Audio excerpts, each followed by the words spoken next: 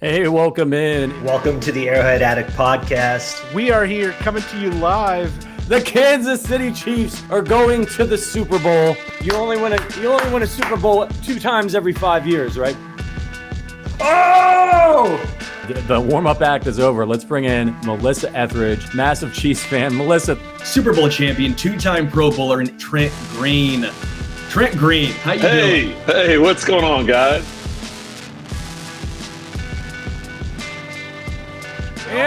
he picked it up! He picked it up! He's gonna score!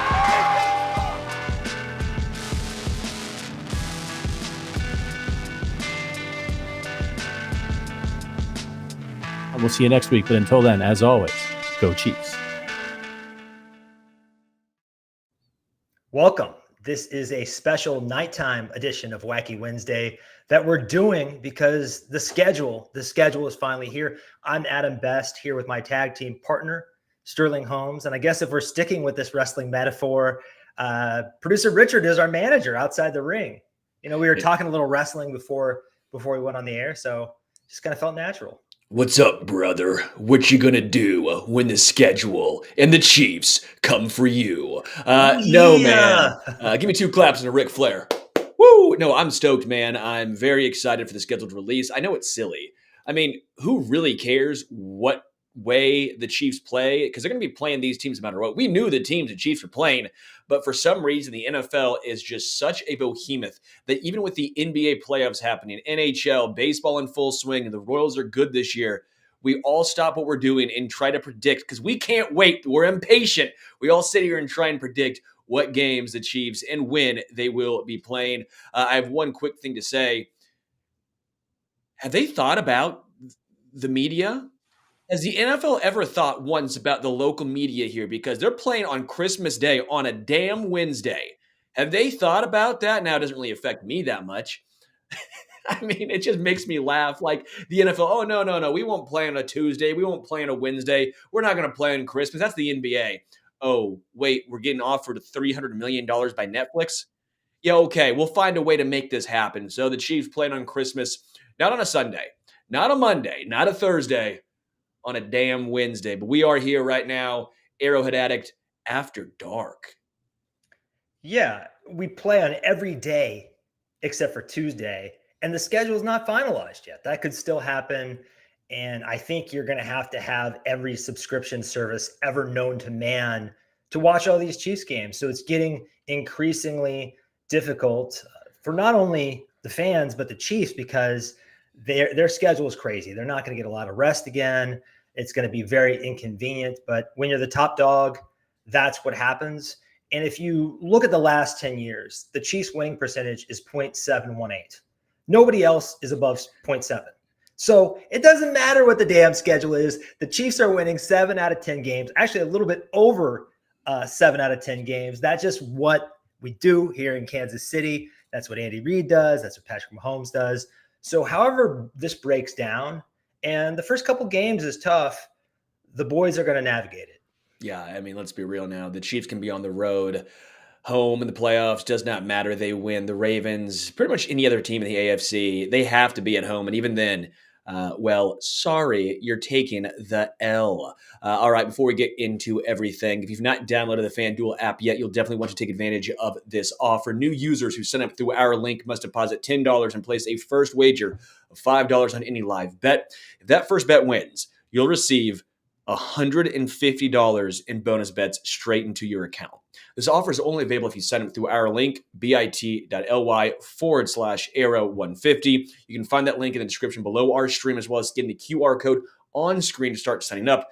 Again, the link is bit.ly/arrow150. This offer will end shortly, so make sure you don't miss out. Offer is only available to new customers who are 21 plus and physically present in legal gambling states. Please remember to always gamble responsibly and check the episode description for the link and the full terms of the offer. Awesome. So we're going to go through this game by game and give you our knee-jerk reaction. However, there are still 4 games missing from the schedule that we have. The NFL is announcing the entire schedule live on the NFL Network right now. So we'll try to fill this in as we go. If you have updates on weeks, it looks like weeks 4, week 6, weeks 12, and weeks 14, feel free to chime in. Feel free to ask questions. This is going to be a very interactive show tonight. Let's dig in. Opening week. No. Before we get into all the games, just some overarching thoughts here. Okay. I despise how the NFL is turning into pay-per-view. I despise how the NFL is letting and allowing, and don't get me wrong, I understand 300 plus million. The breakdown was based on, they have to split, was it 48.5%, I believe is what it is with the players. So the salary cap is being raised by about 5 million just based on the Netflix deal alone, right? That's basically how the math breaks down. So the salary cap rises because of these deals. That's great and all. I love that Jared Goff can get paid now $53 million a year. But when it comes to the average person, the average fan, this sucks. This is horrendous. Now, I get most people will say this, and they're calling me old and all this stuff, but they're sitting here telling me, well, everyone has Netflix. And then it's, well, everyone has Hulu. Well, everyone has Peacock. Because you allow it to happen.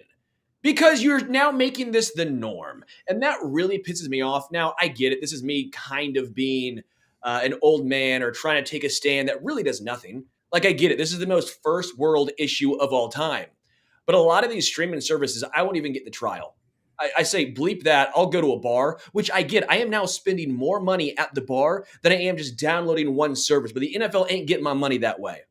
Like that on principle, baby. It's a principle thing. So you'll see my ass 7 beers deep, 3 rumple shots in at a bar, cheering on whatever game's on before you're seeing me download 12 different apps, because that really irritates me. And not just for the people who can't afford it, for the people who, some people don't have the TVs. I know it's easy saying the majority of people do. Some people don't. Some people are struggling. Not everyone has a TV with all the app ability built in. Like, there's also people who are older, my grandparents, probably a lot of people's grandparents or parents who like watching football, who this is hard for them. This is difficult. They're saying, where's CBS? Where's channel 3? I can figure cable out. I can figure this out. This really gets me. I understand it's a lot of money and money's always going to win out. But you're telling me the bottom of the roster isn't seeing this bonus. They're going to spin it that way. They're going to spin it as the salary cap's going up. That's great. Is that money going to guys 30 through 53? Or is that going so Jared Goff, Joe Burrow, and the top of the top guys can get more money? That's what it seems like to me, and it pisses me off. Yeah, I think you're right. Some people have never heard of Peacock, especially if you're older. You tell them it's on Peacock and they think you're talking about the zoo or something. It's kind of like how cable used to be with all the cord cutting, but we're sort of in this middle ground where the streaming wars haven't sorted themselves out. I personally think they will. I think these services will continue to merge and bundle and make sports packages. This, unfortunately, is just going to be a little bit of a tricky year for customers, which sucks when you're forking over your hard-earned money for your beloved teams. As a displaced fan for a long time now, who's moved around the country, I'm kind of used to this. I'm kind of used to this with, Direct Ticket or League Pass or whatever it is now. And we just want to watch our team. Fortunately, the Chiefs have some primetime games. That makes it a little easier. But Sterling, I can't argue with any points you said. Right now, it is a pain in the ass to figure. I mean, you're going to have a spreadsheet, right, to figure out where the hell the Chiefs are playing each week, because it's always going to be different day, different time, different, not even channel, different outlet. So, yeah. Not ideal. But let's get into it, because the schedule is now out and we're starting off strong. Starting off, of course, the Chiefs at home, but it's against the Ravens. Now, we've talked about this a little bit here, right? We've talked yesterday and in general about, okay, Ravens are now here. A little bit of a surprise. I think some of us thought Texans as an up-and-comer. Maybe they wanted to go NFC because they went NFC the past 2 years, especially last year with the Lions. Okay, maybe they go with the Buccaneers because you can play the Mahomes and Baker Mayfield storylines from college. But they went with the Ravens. I gave my thoughts yesterday. What are your thoughts on the Chiefs opening with the Baltimore Ravens? Gosh, it's like we're picking up right where we left off, except at Arrowhead. You win the Lombardi, you're going to host opening night. That's just the way it works. But I'm a little surprised on the heels of last year where they kind of used all the juice that the Chiefs have as maybe the preeminent team in professional sports right now in this moment to kind of lift up the Detroit Lions. The Baltimore Ravens and Lamar Jackson don't need to be elevated. But the Houston Texans really have not emerged on the national stage the way the Ravens have. So I kind of think maybe it's a missed opportunity by the league to elevate CJ Stroud and that up-and-coming ball club. However, what happens sometimes is CBS protects these games. I think they protected the Buffalo game again because that's kind of the marquee matchup in the NFL right now. Buffalo and Kansas City, Josh Allen versus Patrick Mahomes. A lot of people think those are the best two quarterbacks in the league. But we haven't really seen the Texans and CJ Stroud play against Patrick Mahomes and the Chiefs. So perhaps CBS protected that. They have a certain number, I forget what it is, but a certain number of games each network can say, hey, we want this to be, 4:25 on a Sunday or Saturday. Right now, it looks like we play Houston on a Saturday in December. I don't think that's officially confirmed. But yeah, as far as the matchup with Baltimore, I actually think Baltimore got a little worse. They lost some talent. I know everyone's gonna kind of look at the Derrick Henry pickup, and that's sexy, but he has a lot of tread on the tires at his current age. He's around 30. So yeah, I feel good about our chances. I think Mahomes really sent a message to the Baltimore Ravens when he came out and diced them up 2 drives in a row. And that message is, if you try to bully the Kansas City Chiefs, it is not going to work. And the Baltimore Ravens really lost their composure during that AFC Conference Championship game. They had all the penalties and mental mishaps. And it kind of started with Justin Tucker screwing around where he shouldn't have been on the Chiefs side, right? Yeah, we'll see where Justin Tucker lines up this time around. It was a little overblown, but I think the Chiefs really take a lot of pride in what they do and kind of have this intense playoff mentality. And they were disrespected by the Ravens, who, if you're the Kansas City Chiefs, you've earned everybody's respect. So I think that kind of strategy backfired for them. And it'll be interesting to see if they try it again. Also, Mike McDonald, their defensive coordinator, is now the head coach in Seattle. So will that defense, with some changeover and a different coordinator, will it take a step backwards? With their offensive coordinator, and now in his second year, will they take a step forward? Will the passing game and Lamar Jackson look even better? I think you could see a little bit different of a Ravens ball club, not only for those reasons, but obviously Derrick Henry as well. Yeah, one of the interesting things is the amount of players the Ravens lost. Now, they're still a top 3 team in the AFC, and if you want to say they're the second best team in the AFC, I'll entertain it. But I do think it's Texans, Chiefs, and Ravens as the top 3 in the AFC. I know Bengals fans are ripping their hair out, but I have to see Joe Burrow stay healthy. I know Trey Hendrickson said he's happy to still play this year, even without the rework deal. I know T. Higgins is still up in the air. I believe he's the only franchise tag player to not have a actual deal in place at this point. Not good for Cincinnati. They've also lost a few players as well.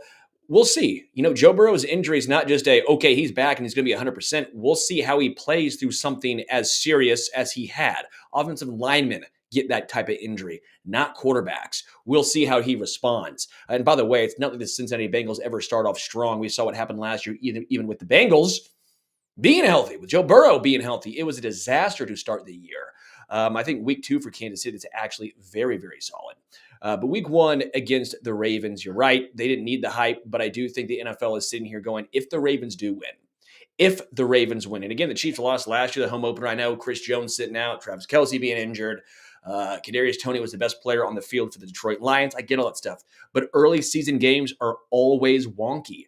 They're always wonky. And that always gives me a little bit of cause to pause.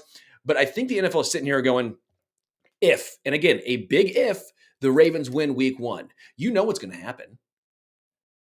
All the national media is going to sit here going, the Ravens are now the team to beat in the AFC. Lamar Jackson, he's gunning for MVP.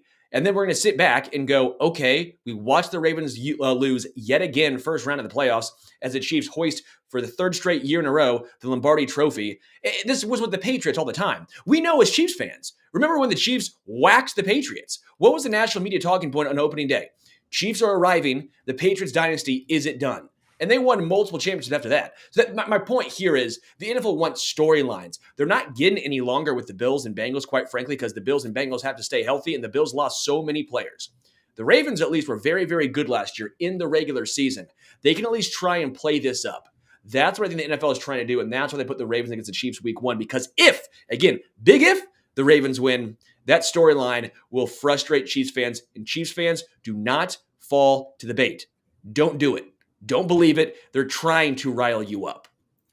Wasn't that when Bill Belichick said, on to Cincinnati or whatever? Yes. That famous quote. But from the media's perspective, this is an unusual amount of dominance from one team. I mean, it was unusual when the Patriots did it. It's unusual when the Chiefs are doing it now. So them selling continuously the heir apparent to make people think that this is competitive. I mean, this is the kind of thing they do in politics. They love a horse race. They have to have the horse race to get people to tune in. If you already know how the movie ends, you're not going to watch it, right? So I think that's what's happening. But we as Chiefs fans know that what happens in week 1 is somewhat insignificant to the Chiefs. Yeah. Just really quickly, before we go through individually, I want to get this out for everyone so they have this right now. The official roster and the official schedule has been released according to the Chiefs. Again, we just wanted to make sure we didn't use anything that was hearsay. This is according to the Kansas City Chiefs himself. Ravens at home. Bengals at home. Falcons week 3 on the road. Week 4 at the Chargers at SoFi. Week 5, they come back to Kansas City. They face the New Orleans Saints. Not great, Bob, because week 6 is the bye. That's a very early bye. I am not a fan of that. Week 7, they go to San Francisco, play the 49ers.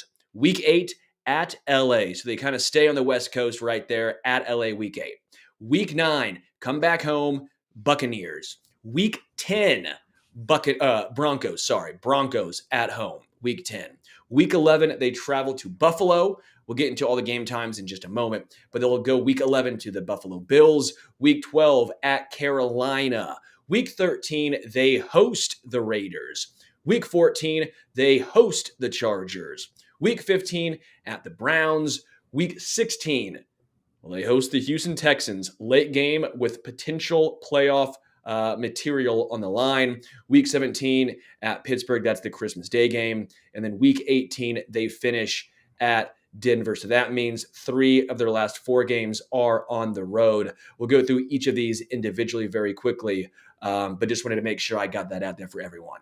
Yeah, and my initial reaction seeing the entire schedule in one glimpse, and the Chiefs have put that out on social media, is this is, other than those front 2 games, maybe you could say it's kind of front-loaded, but it's not extremely front-loaded or back-loaded. There's a good mix throughout the schedule of strong and weak teams. Wouldn't you say? Just kind of snapshot. Team-wise, but it's always going to be difficult because the Chiefs are going to play the first place schedule, and they're in the AFC, which the AFC is much more difficult than the NFC. AFC West is down this year, which helps them at least a little bit. At least I think we all assume they're down. I'm higher on the Raiders than most people. I think the Raiders actually have a good roster, even if they don't have a quarterback. I do think they figured out the head coach situation. They're playing hard for Antonio Pierce, but they play the NFC South this year. So Buccaneers, Saints, Panthers, not great teams. The Falcons are going to be intriguing this year. I think they're going to be a much improved team, and they're very good in the trenches. But that December schedule, as Rafa says, perfect timing, my guy, brutal, man. That December schedule is absolutely horrendous. I was hoping for a late bye to get right. Week 6 is brutal. That December schedule, Friday, Raiders. Then you go Saturday, so you have an extra couple days. Chargers. Sunday the 15th, right? Browns. Now things get wonky. You lose a day. Texans on Saturday. Now you lose multiple days. You go from Saturday to playing another game week 17 Wednesday at the Steelers. The lucky part is, well, the Texans play the Ravens on Christmas, if I'm not mistaken, so they should be even more mad. They have less rest, and that game means a lot for both of those teams. Luckily, the Chiefs should take care of business against the Steelers, and then, of course, week 18 against the Broncos. But that stretch right there, around Christmas time, because the NFL wants so bad to stick it to the NBA, they want no breathing room for any other sport. They will make them play on a damn Wednesday. Rest be damn. Not only any other sport, but any other form of entertainment. I mean, they're coming for everything. A couple thoughts about that December schedule. Yeah, if the Browns, if Deshaun Watson plays better than expected, the Browns are loaded, man. The rest of that roster is ready to go. So that's a very, very tough stretch. And we'll dig in more to that Christmas matchup. But the last time these two teams played, the Chiefs won 42-21, and it wasn't as close as the score made it look like. And they retired Ben Roethlisberger. It's kind of, I don't know, it's kind of Grinch-like for them to make the Steelers play the Chiefs on Christmas. But let's go back to week 2, which is the Cincinnati Bengals. And that's at home again at Arrowhead. One of the matchups everyone's going to be waiting for. I want Joe Burrow to be healthy. So once again, we can silence this Burrow head noise and show Cincinnati what's up. What are your thoughts on that matchup and where the Cincinnati Bengals are as a team at this moment? Yeah, I'm. It's not me trying to be a hater. I do respect the Bengals because they're really the only team in the AFC who actually beat the Chiefs in a playoff game, right? I mean, during the Mahomes era, that's pretty much them and Brady. And Brady's gone. The Patriots are now fighting for the 1 seed. You got to give at least some respect to the Bengals, even if they talk all that smack. And then they couldn't finish. I mean, let's be real now. They shot their wad. That was their Super Bowl, was beating the Chiefs, who they did not care post that. But I think the Bengals take a fairly large step back. If you're telling me right now which team has a better year, Bills or Bengals, I think the Bills do. And I think the Bills lost more pieces. I am very concerned with Joe Burrow in his hand. I don't care what he says, what the local media says, until I see it, because it wasn't like he was great last year to begin with. Like, it wasn't like he was out there crushing it. And then he also got the injury. That T. Higgins situation is not great. They lost Tyler Boyd. Tyler Boyd, let's be real now, was not good last year. He's been on a steep decline. But there just seems to be a lot of unrest. And when I talked to Jamar Chase, now this was at the Super Bowl, but I talked to Jamar Chase at the Super Bowl, that bravado was not quite there. I was used to him talking smack, and he was a really good interview this time in person. Like, I really enjoyed it. He was insightful, and at the most I got out of him. But he didn't have the same bravado of oh yeah. I asked him, like, are you excited to have Joe Burrow and T. Higgins and the whole squad back? And he was at the time going, well, I want a new deal, and T. Higgins wants a new deal, and all these other guys want deal. It was not the same Jamar I was used to seeing. So I think even he understood that, okay, we'll see what happens. It's a new year. You're not guaranteed, because you were good in the past, to be good in the future. I think the Bengals take a step back, and I do think week 2 for Kansas City facing Cincinnati, again, off of a 10-day rest right there, this behooves the Chiefs. And success can be problematic for a lot of franchises, especially if you're in a small market, you have a historically cheap ownership group. You're hearing Trey Hendrickson, Jamar Chase, T. Higgins. There's a lot of unrest over contracts. I have to be honest here, though. I really love their draft. I think getting Amarius Thomas, Amarius Mims, sorry. Amarius Mims out of Georgia perhaps has more upside than any tackle in the draft.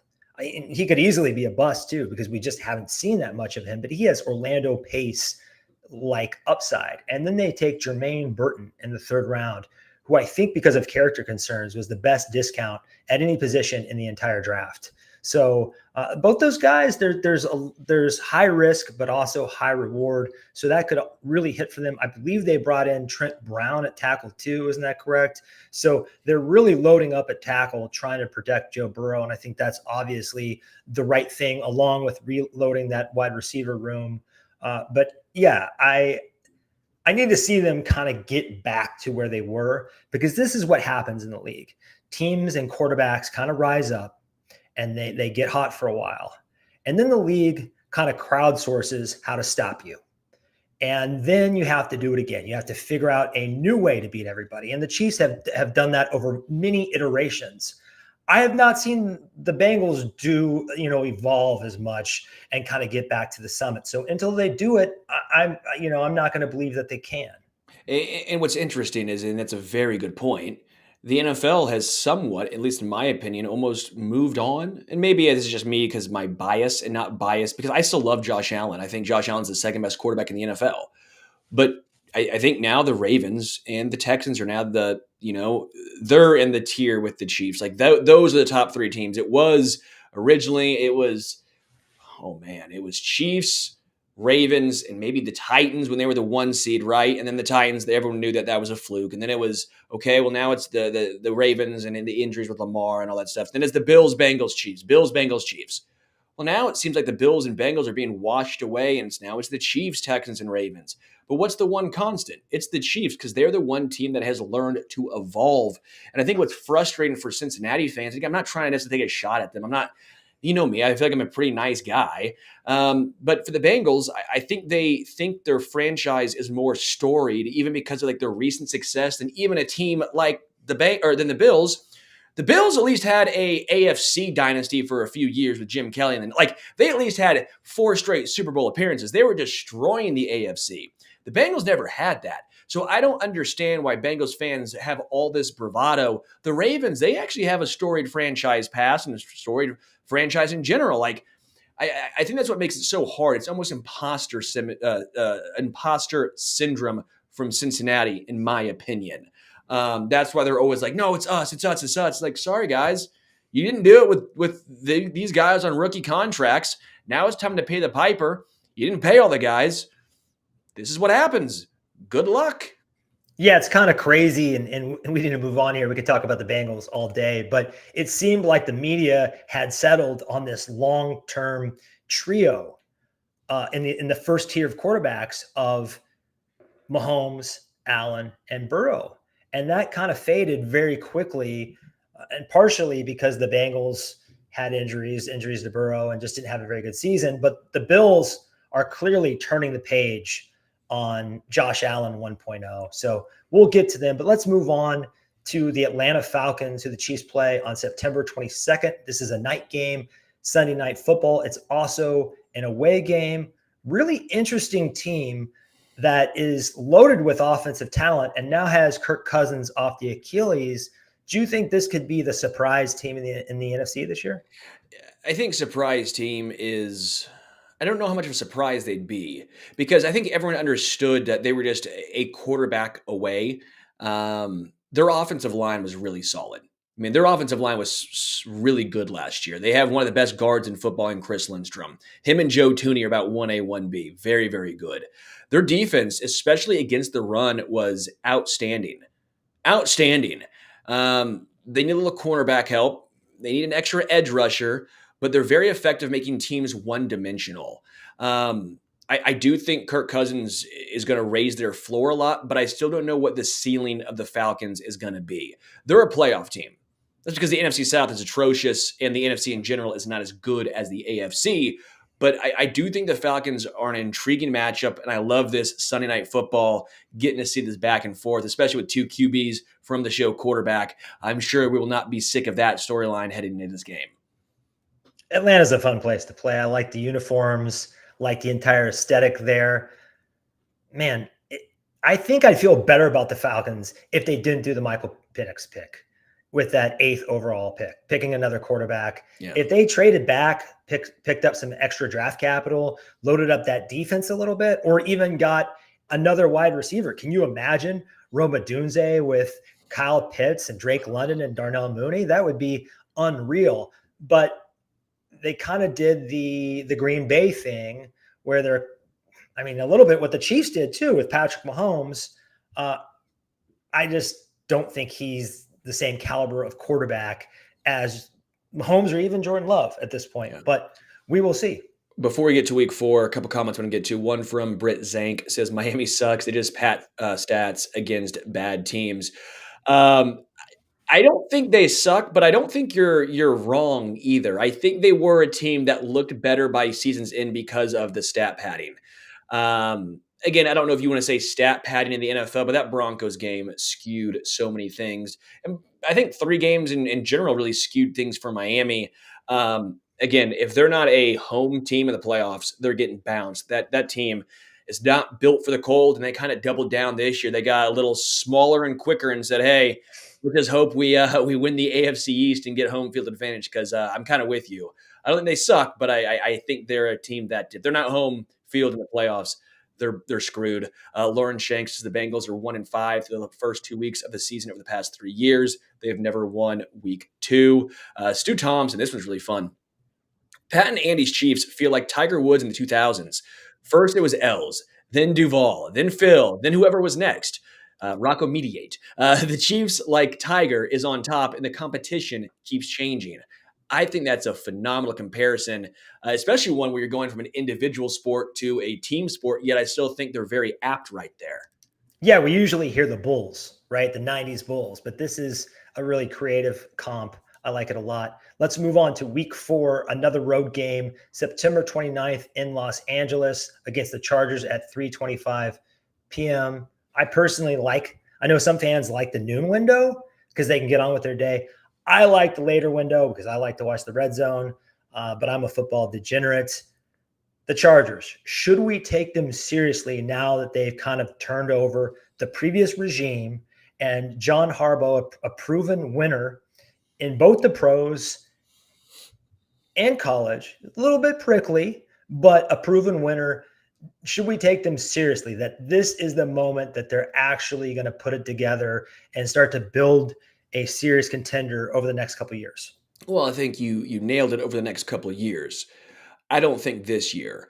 I think Jim Harbaugh is the right guy for the job. I think they have the right quarterback in Justin Herbert, but his weapons this year are really bad. They lost Keenan Allen. They lost Mike Williams.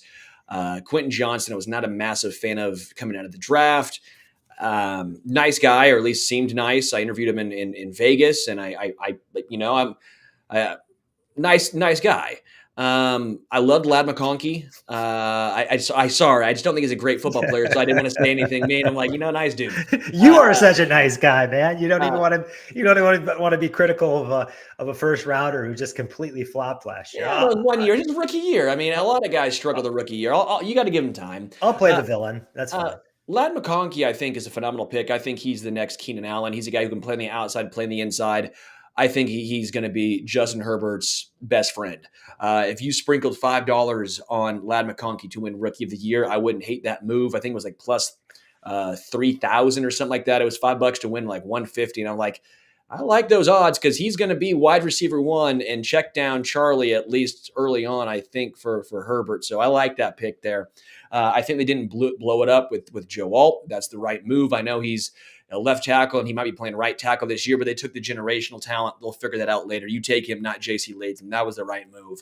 I don't think they're good this year, though. And that's what it comes down to. I think they have some pieces, but this year is going to be a struggle for them. In the next couple of years, though, I do think the Chargers are finally starting to get some things right. I like the Lad McConkey pick too, but are the Chargers the right place for a guy who's been plagued by injuries to go to? I mean, that's a little scary for Lad. I hope he stays healthy. Let's move on to week number 5, Monday Night Football at Arrowhead, 7:15 p.m., October 7th against the New Orleans Saints. Now, they might not look like much on paper, but the Saints stay pretty competitive. They're usually a tough defense. They're probably going to run the ball pretty well.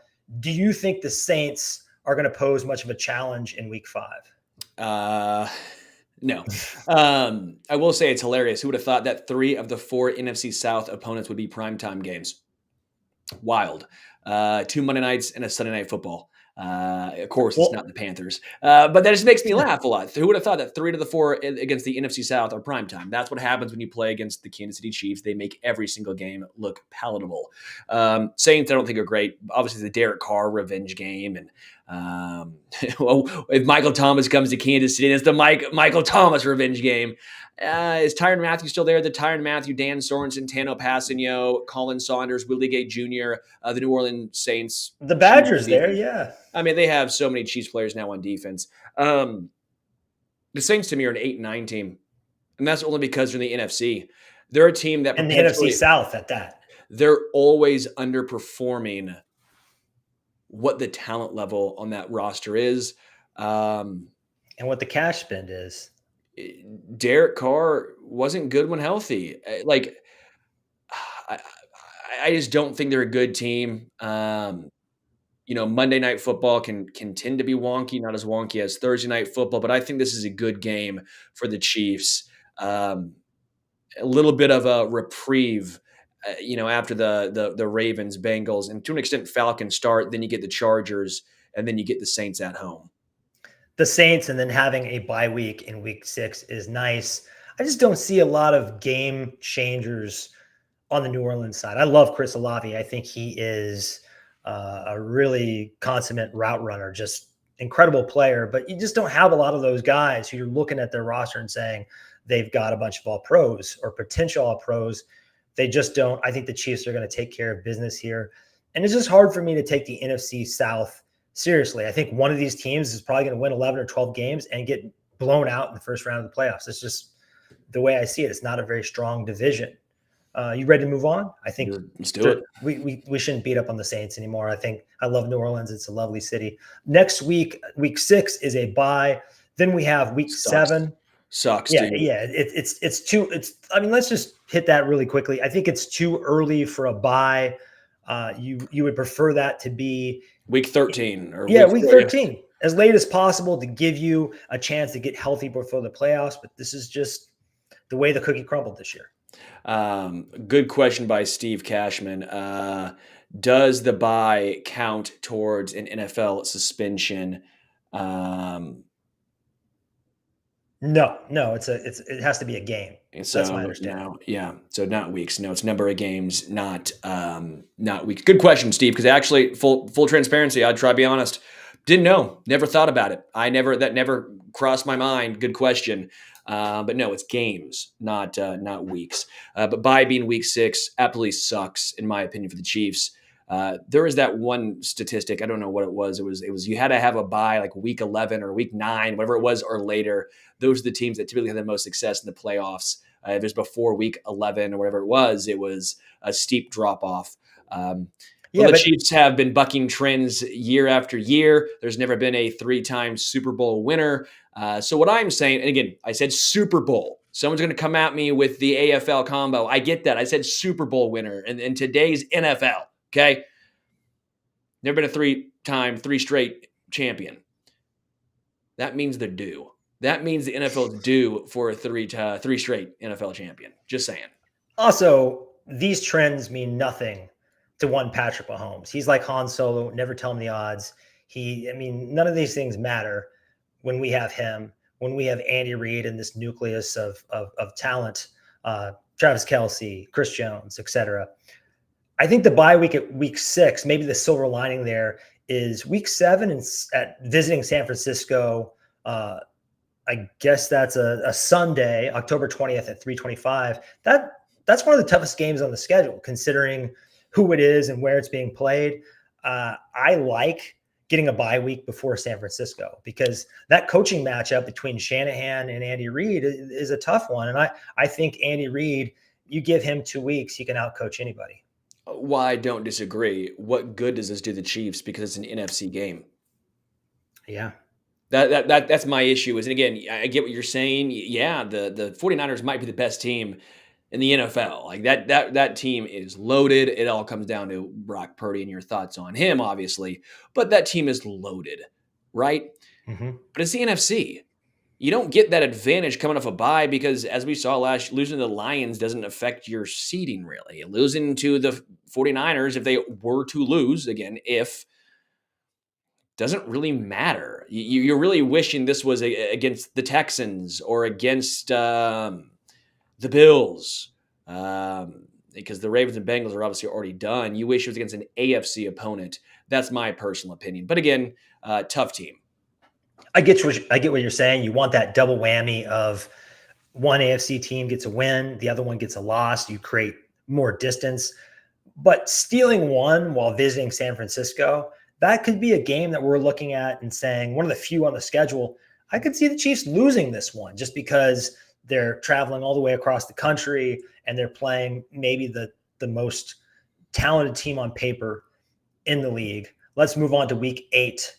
The Las Vegas Raiders, October 27th, 3:25. That is also a Sunday. You hit on this earlier. You like the roster. You don't think they have a quarterback. Is the new coach gonna turn this team around a little bit? He had him playing very tough at late last season, especially that defense. Yeah, man, I'm bought in to an extent with what the Raiders are doing. I'm not saying they're great this year. I also think Gardner Minshew, if he's the starter, that's probably a 9-win team. Maybe knocking on the door to 10 if things fall right. I have to look at their entire schedule. I mean, they're playing the AFC South too, right? I mean, the NFC South as well. I mean, they got some games they should beat up on, some teams. So look at what the Colts did last year. They just missed out in the playoffs with Gardner Minshew at quarterback. Gardner Minshew had a better year than I think people realize. He's not a great quarterback, but he's a guy who's better than the majority of rookies, a lot of those second-year guys. He's better than people think. Top 5 backup. Is that fair? Oh, he's probably the best backup in the NFL. Like, he's probably the best backup in the NFL. Like, I think Jameis, he's better than Tyrod Taylor. I think he's better than Jameis. I would take him over those guys. He has some weapons. Devontae Adams, Jacoby Myers. They only had Michael Pittman last year and Alec Pierce, if you want to throw that. And the Colts just missed the playoffs. I mean, just missed. I think the Raiders overall have a better roster than the Colts did. The Raiders built up in the offensive line department just a little bit. They got really good on defense by adding Christian Wilkins. That's now filthy, that combination with Max Crosby. Brock Bowers. They still have Michael Mayer. That double tight end look is kind of sexy. And Gardner Minshew's not afraid to throw the ball. I mean, he's not afraid to throw the rock. If it's Aiden O'Connell, they're going to struggle. If it's Gardner Minshew, they're going to be at least a formidable, at least a solid team. Again, not saying they're great, a solid team, a team that you have to respect, because I do think everyone has bought into Antonio Pierce. That Raider way is back. And quite frankly, it's kind of fun when you actually have a rivalry that's a damn rivalry. It makes it more fun. It makes beating their ass that much better. It makes going into Vegas, winning the Super Bowl before they've even played a playoff game, even that much sweeter. Yeah, I don't like when the Raiders are this bad, because the silver and black has always had some mystique. They are a great villain. They've been a great foil to the Chiefs, and it's just gotten kind of sad and one-sided. I want a little resistance, and sure, give them credit. They gave that to the Chiefs on Christmas Day.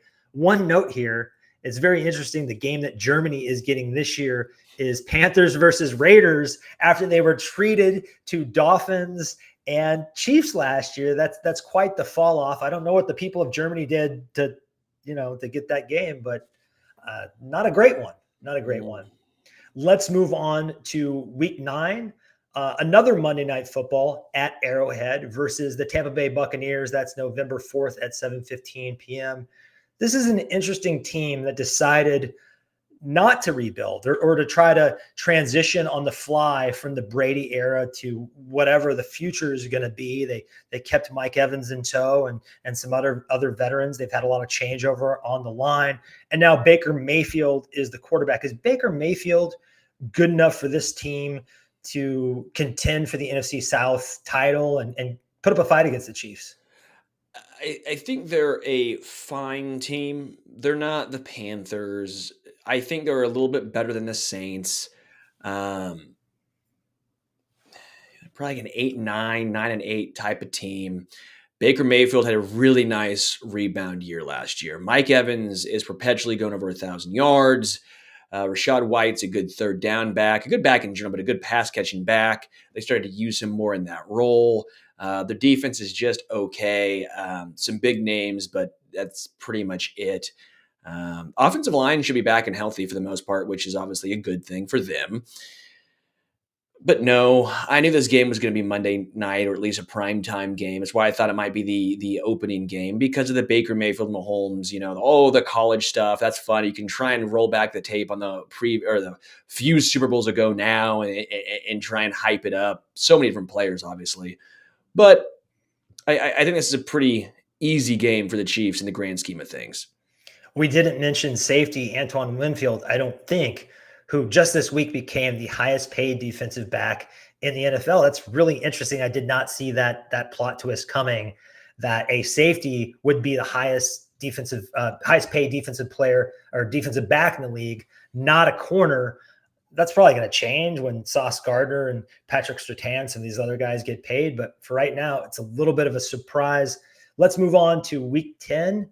It is the hated Denver Broncos, November 10th, 12 p.m. at Arrowhead, a noon game, an unusual noon game. We gotta go 2-0 again against the Broncos. We got to start another streak, right? Dog, the Broncos are ass.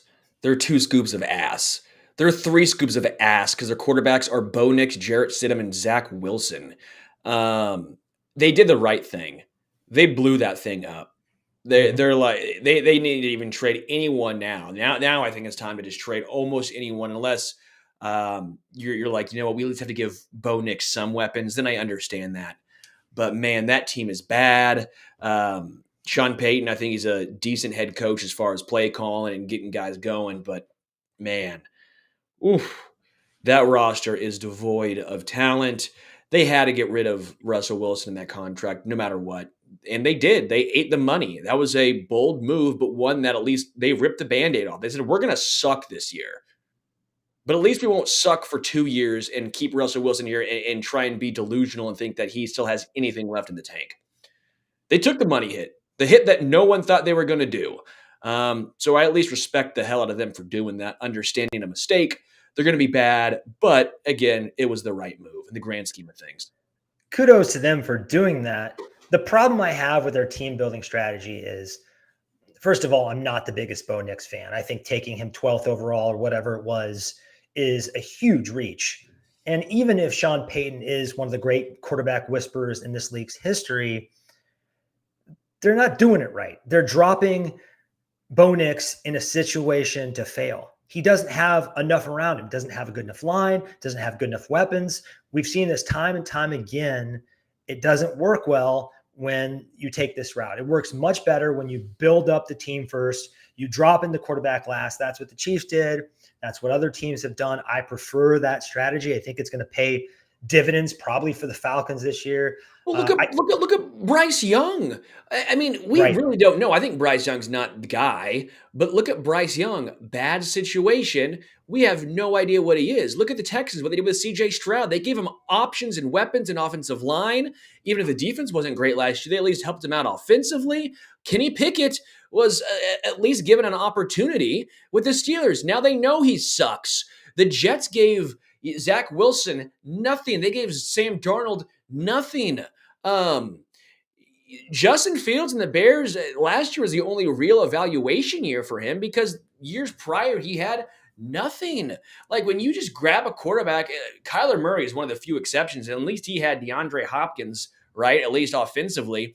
I mean, Kyler Murray, for all that crap he gets, he at least dragged what I thought was a bad Cardinals team to the playoffs a couple of years.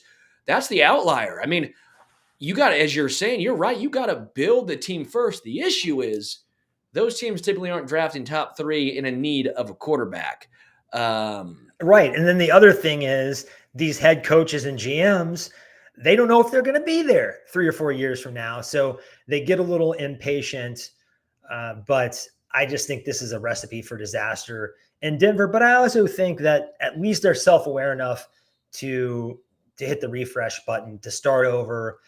They weren't delusional about their chances like a lot of teams in the NFL are. I can't wait to move on. I think we're ready. Week 11, back at Orchard Park, the site of really one of the Chiefs' biggest playoff conquests, beating Buffalo on the road up there. So that is a Sunday game, November 17th, 3:25 p.m. I'm pretty sure this isn't a primetime game because CBS protected it since it's a marquee matchup.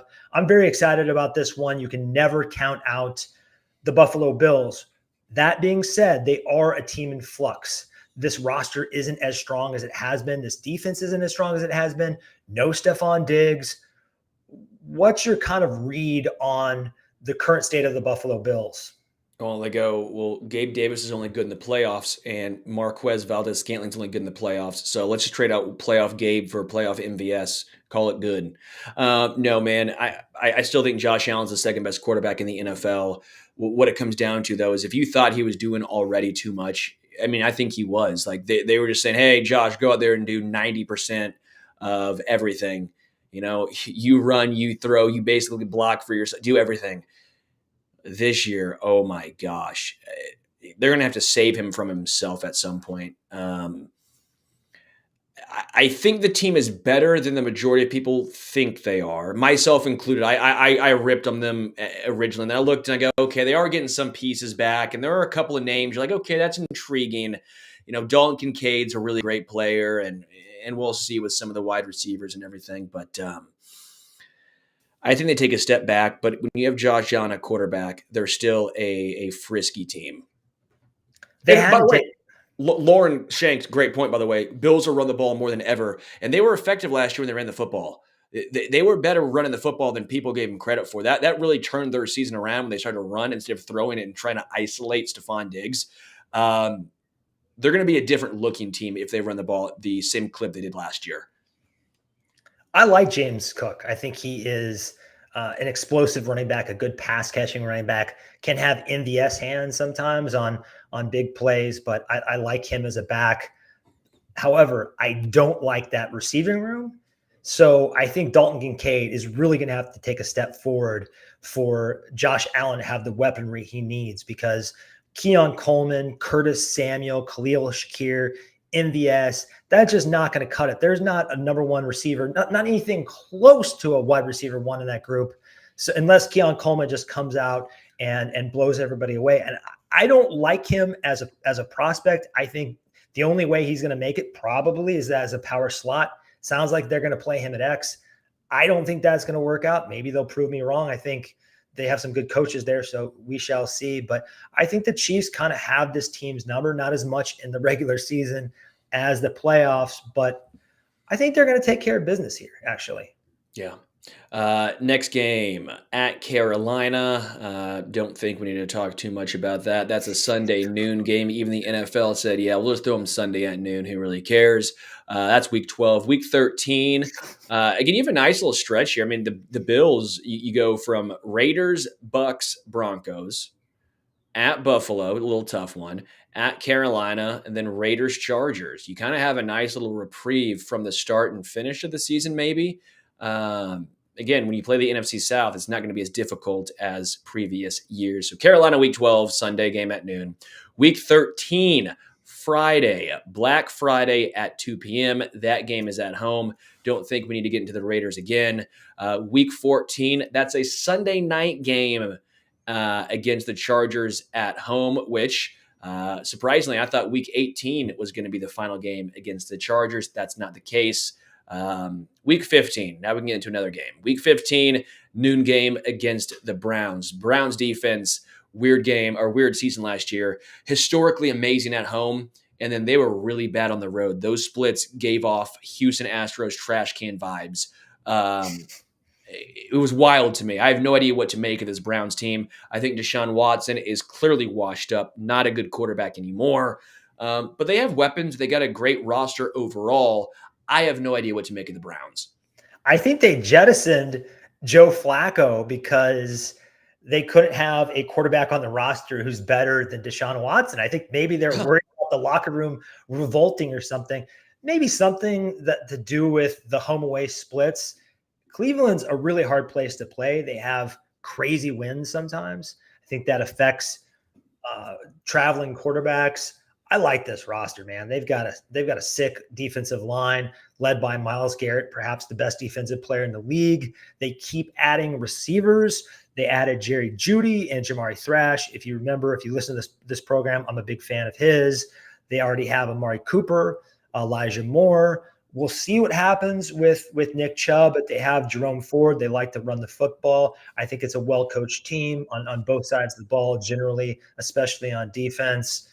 So this is not going to be an easy game playing in Cleveland at this time of year. It's going to be cold. It's going to be windy, and that defense is tough. But again, that's at home for the Browns. Yeah. So the good part of the split.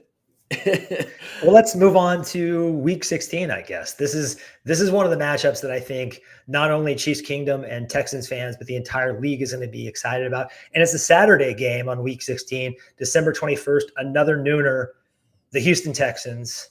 Let's do this. Arrowhead, CJ Stroud, Patrick Mahomes. Let's see what this young upstart team is made of. How do you feel about this up-and-coming Texans team? Yeah, this is the most excited I will be for a game all year long.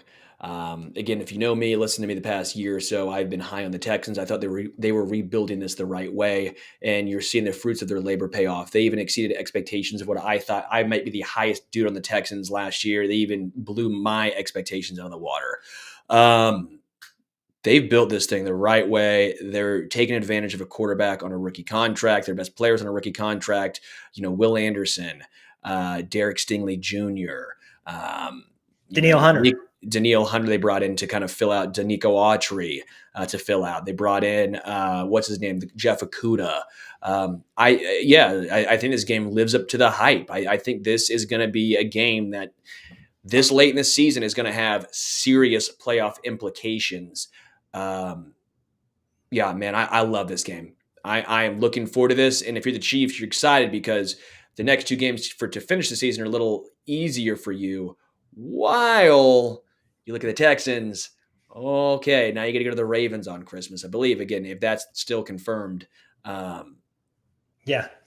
a really brutal stretch back to back. Well, the Texans play a first place schedule now. Like, that's the thing is, do they take a step back now that they go, okay, now we're playing a first place schedule. Now we're playing in the, now Anthony Richardson's healthy for the Colts, right? Jacksonville gets an easier schedule a little bit. So maybe they fit, maybe Trevor Lawrence takes a step. The most interesting thing about this Texans team is that wide receiving core. Now, if you haven't watched them, you may not be as familiar with Tank Dell and Nico Collins because they kind of really emerged last year. But you put Stephon Diggs into that trio, that might be the best receiving threesome in the entire league. I think they're doing the right thing by, unlike Bryce Young and Bo Nix, they are definitely putting CJ Stroud in a position to succeed. I can't wait for this game. Not as excited about the Pittsburgh Steelers in week 17 on Christmas Day at Pittsburgh. That's another noon game. A lot of noon games this year compared to last year. Like I said earlier, the last time these two teams faced off was in the playoffs 2 years ago when the Chiefs waxed them 42-21 and basically retired Ben Roethlisberger. Always a competitive team, but do they really have the firepower to compete with the Chiefs this late in the year? Yeah, it's a noon game, but it's a Christmas game, so that kind of washes out. This again makes that stretch, I should say, very, very hard. When you go Sunday, Browns, that next Saturday against the Texans, then real short rest against the Steelers. Again, luckily it's the Steelers, but it is on the road. Makes this hard.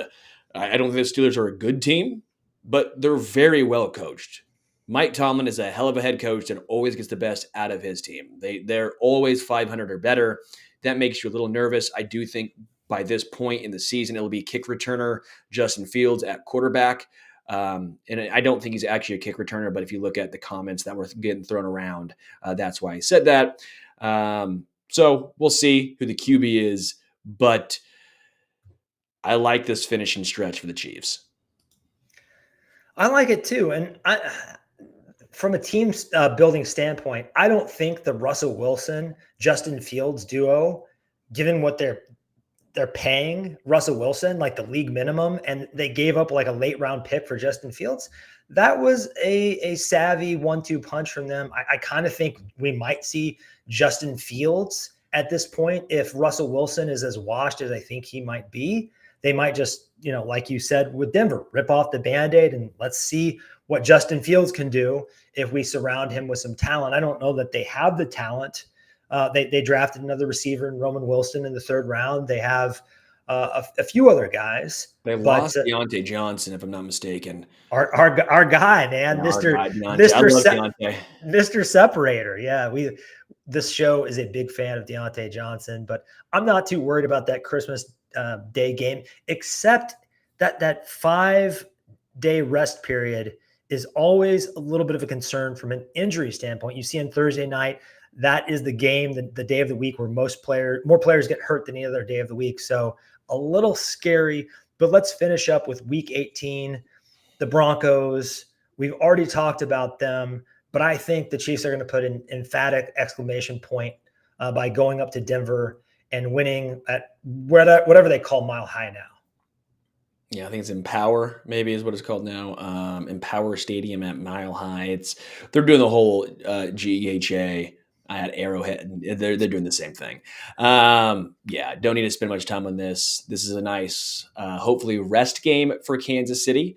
But we'll find out, man. We'll find out how the AFC shakes down. Everyone's 0-0, 0-0. Every team has aspirations of at least making the playoffs at this point, so we'll see. But I do feel my heart of hearts, hopefully this is a Jared Wiley showing out game. This is Rashee Rice, we got to get you getting 100% ready for the playoffs now. Make sure you're good, ready to go. A little LRZ maybe? Yeah, LRZ. Get what Reese Zaman out there, see what he can do.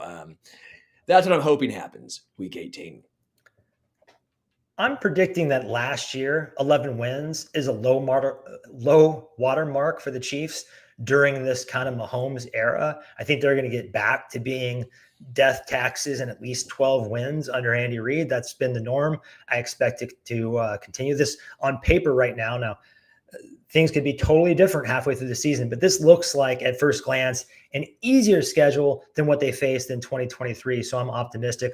What do you kind of project their record to be? Just knee jerk. You get that next week, pal. You don't get that. Right you don't get everything at once. This is kind of like the cliffhanger, right? You've given our audience a cliffhanger. Okay. Cliffhanger, hanging from a cliff. That's what they call them. Cliffhanger. Yeah, we'll have to dig into this in more detail going forward. But thanks for joining us on this special late night edition of the Arrowhead Addict podcast. It was a lot of fun. If you're not subscribed to our YouTube channel yet, please do that.